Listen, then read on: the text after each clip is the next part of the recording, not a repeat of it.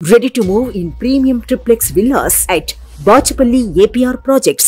Janasena ticket రాకపోవడంతో మనస్తాపానికి గురైన పోతిన మహేష్ వైసీపీలో చేరారు. వైఎస్ జగన్మోహన్ రెడ్డి సమక్షంలో వైసీపీ కండువా కప్పుకున్నారు. ఆయనకు మెడలో కండువా వేసి సీఎం జగన్ పార్టీలోకి ఆహ్వానించారు.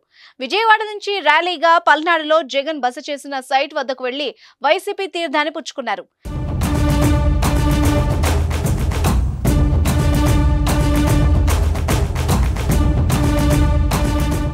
చాలా ఏళ్లుగా జనసేనలో కీలకంగా ఉన్న పోతిన మహేష్ విజయవాడ పశ్చిమ సీటు ఆశించి భంగపడ్డారు.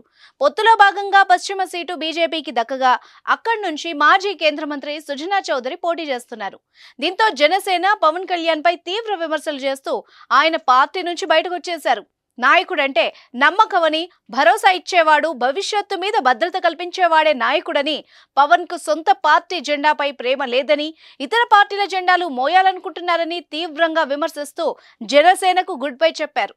అనంతరం వైసీపీ నేతలకు టచ్ లోకి వెళ్లి తాజాగా కండువా కప్పుకున్నారు. విజయవాడ పశ్చిమ నియోజకవర్గంలో వైసీపీ గెలుపుకు తాను కృషి చేస్తానని ఈ సందర్భంగా పోతిన మహేష్ తెలిపారు. మరోవైపు మాజీ ఎమ్మెల్యే పాముల రాజేశ్వరి కూడా వైసీపీలో చేరారు. అయితే మహేష్ కు సీఎం జగన్ ఎలాంటి హామీ ఇచ్చారన్న దానిపై ఆసక్తి నెలకొంది.